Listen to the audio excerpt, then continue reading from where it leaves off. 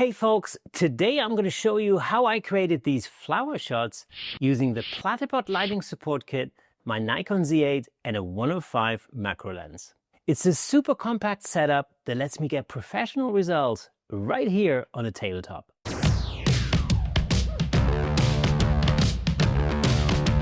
Hi, my name is Kirsten Lutz and you're watching Platypod TV, where innovation never sleeps.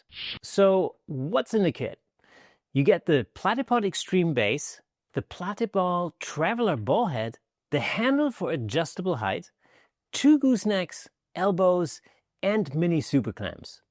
Think of it as a creative toolbox you can build into pretty much any shape you need. Perfect for holding lights, reflectors, or even the subject itself. Now a quick note on the elbow. It's actually designed with a simple screw that doesn't protrude through the base plate. That means you can safely use it on a tabletop without worrying about scratches. Third-party gear doesn't always think of details like that. And here's another little pro tip. When you mount a gooseneck, always lean the elbow clockwise so it doesn't unscrew as you move it around. All right, let's kick things off with this Nerine lily. I've got it against a pink background. My Z8 with the 105 macro is mounted on the Platypod Extreme with the handle and Platypod Traveler, giving me rock solid stability. One gooseneck is holding the flower in place and the other is positioning a LumeCube exactly where I want it. This is what makes the system so unique. It's so compact, I can just throw it in the bag, set it up anywhere, and I'm good to go.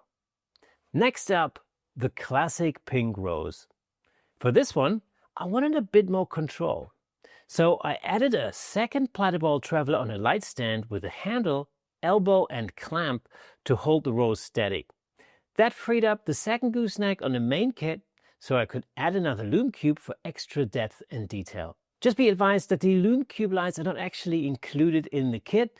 In fact, you could use all sorts of lights with this kit. You could use LED panels, for example, or if you have little tactical torches or something, you could use them perfectly with the mini clamps as well. So no problem. Whatever you got, it'll work with this kit. Again, this is all shot on the Z8 with the 105 macro. Finally, the iris.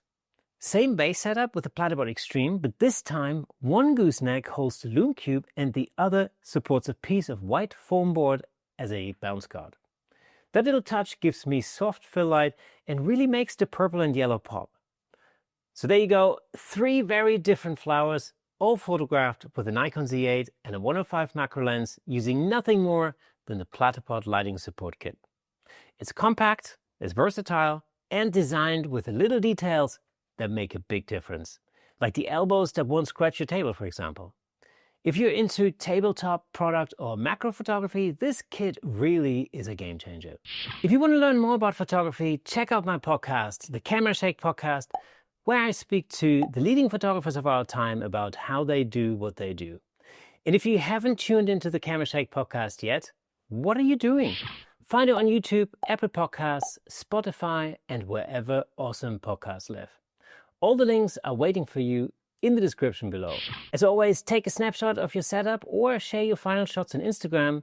If you've been experimenting with Platypod gear or try out the lighting setups we've discussed today, I want to see your creations. Make sure you tag Platypod on Instagram and use the hashtag #PostMyPlatypod. And if you like this video, we have a button specifically for you right here. Join the community over on Facebook to see what other Platypod users are up to, and ring the bell so you don't miss our regular videos. That, my friends, is all for today. Keep creating, and I'll see you next time.